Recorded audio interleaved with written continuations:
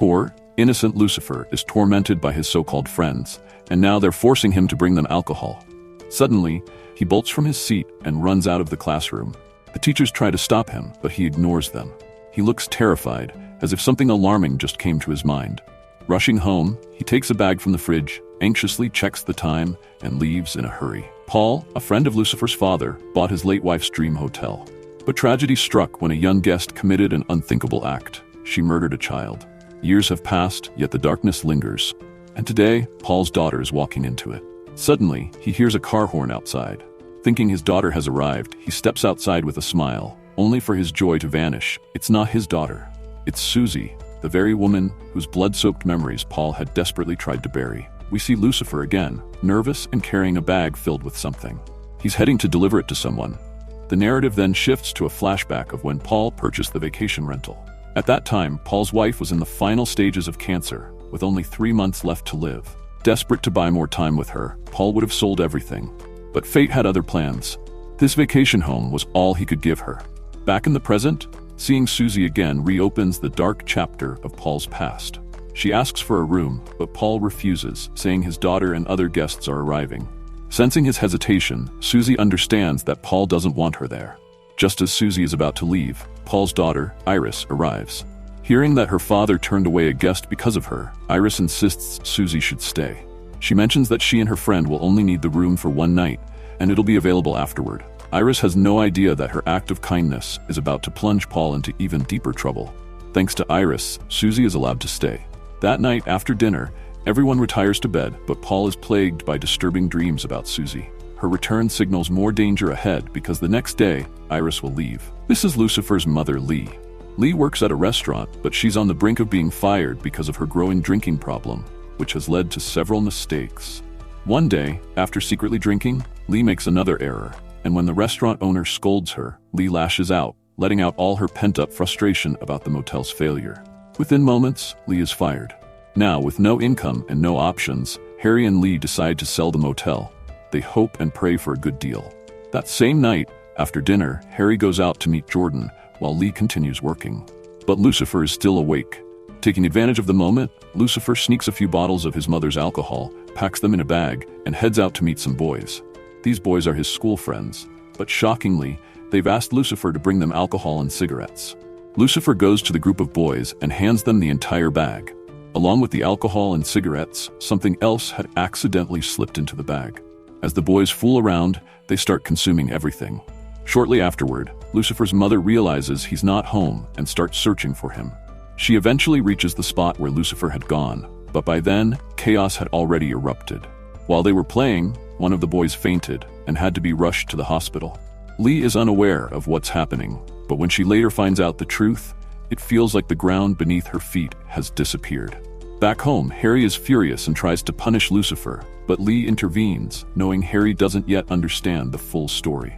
It turns out Lucifer's friends had been pressuring him to bring alcohol and cigarettes every day, threatening to beat him up or burn down his father's motel if he refused. That night, when Lucifer took the alcohol and cigarettes, some sleeping pills had accidentally ended up in his bag. The boys, playing a risky game, decided to take the pills, waiting to see who would fall asleep first. Once Harry hears the whole story, he calms down, but the problem isn't solved. The father of the boy who fainted files a complaint at the school. Harry goes to the school as well, but in a moment of anger, he ends up attacking the boy's father, knowing Lucifer had been blackmailed. The fight is eventually broken up, and the issue is settled. The following day, some customers visit Jordan's gallery, but they start bad-mouthing the motel. Angry, Jordan refuses to sell them anything. When they don't get what they want, they begin arguing with him. Jordan, furious, curses at them and throws them out of the shop. A scuffle nearly breaks out, but Officer Kim, passing by, steps in to calm everyone down. While this was happening, a news reporter shows up, intending to write a story about the anniversary of Harry's motel. First, Kim sends the angry customers away, and then Jordan, still frustrated, speaks with the reporter. The reporter doesn't ask Jordan anything about the motel, sensing his anger, but Kim is curious. The reporter explains that Carl, the infamous killer, has made the motel notorious, and ever since the murder there, the motel has gained a dark sort of fame.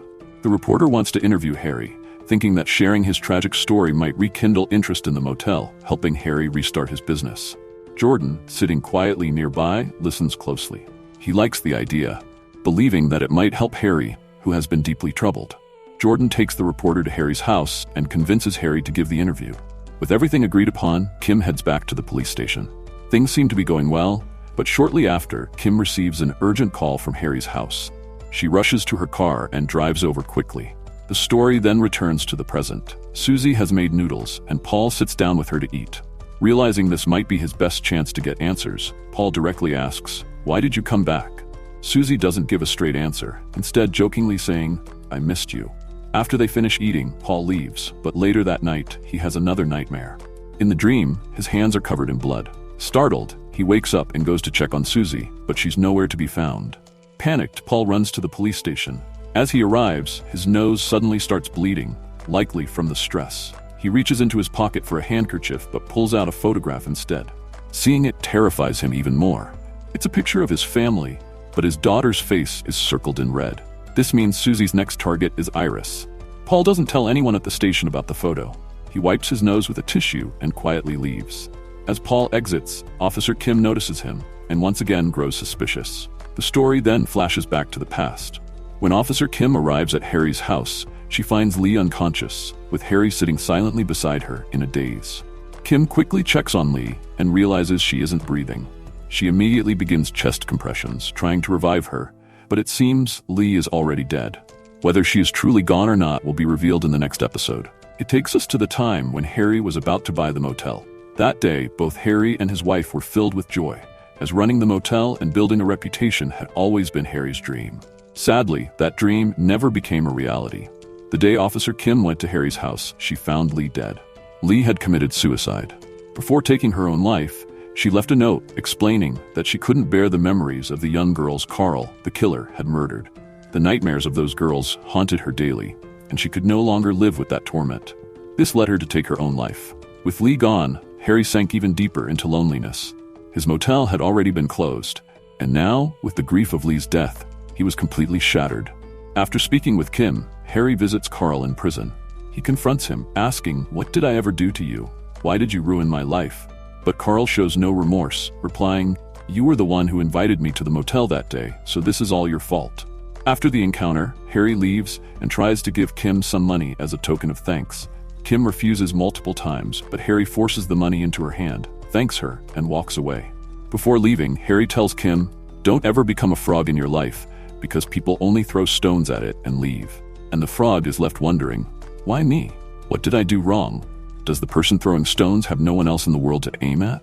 With that, Harry departs. The story then jumps back to the present. Paul, worried about his daughter, goes to the lab to check on her. Relieved to see Iris safe, he chats with her briefly, and then heads to the hospital to visit Paxton. Before he leaves, Iris gives him a gift for Paxton. As Paul prepares to leave, he notices Susie standing in the distance. Nervous, Paul starts following her, but as he chases after her, he stumbles and falls, losing sight of Susie. Iris, unaware of Paul's turmoil, is left puzzled by his strange behavior. The story shifts again to the past. After meeting Harry, Kim goes to speak with her senior officer. She hands him the money Harry gave her and explains the situation. Her senior, who knows Kim well, reminds her of her strengths. Kim is not driven by a desire to help people, but by her passion for catching criminals.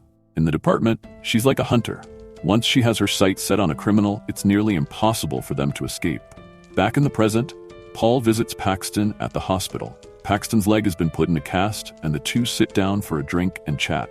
Paul had intended to tell Paxton everything about Susie, but before he can reveal the truth, he spots Susie's shadow in the distance. Fearful, Paul decides not to tell Paxton the full story. Instead, he only mentions that the girl who stayed at his rental last year, Susie, left something important behind, and he's been trying to return it to her. As Paul reflects on the situation, he realizes that Susie never used her real name when she booked the rental. It was under her son's name. It was only after she left that he found Iris's picture among her belongings. With everything starting to make sense, Paul heads home.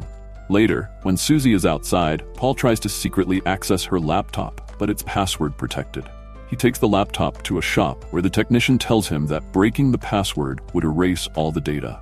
Frustrated and confused, Paul returns home, unsure of how to deal with the constant trouble Susie is causing him. Susie's behavior is unpredictable and unsettling.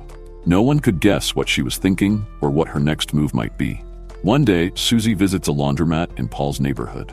She asks the owner to take photos of the shop, saying she wants to use the same colors in a painting. Her actions are strange, but murder was something far beyond ordinary. Susie knew Paul had taken her laptop, yet she didn't try to stop him. When Paul returns, Susie calmly asks for her laptop back, telling him, "If there's something you want to know, just ask me." Paul remains silent. That evening, he has dinner with Susie, using the opportunity to ask her the questions that have been tormenting him. But Susie, always one step ahead, manages to turn the tables on him. She tells Paul, "When I stayed here with my son last year, you only had one piece of evidence, some footage. If you go to the police, you'll be in trouble too. You've hidden that evidence for a year, and even tried to erase it to help me." After hearing Susie's words, Paul immediately stands up and storms out. Part of him starts to believe she might be right, but Paul isn't naive.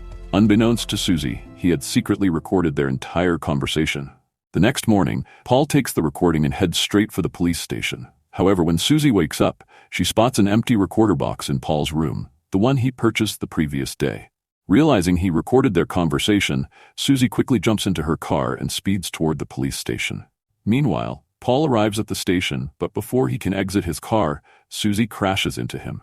The impact is severe, and blood gushes from Paul's head as he starts to lose consciousness. This is where the fourth episode ends.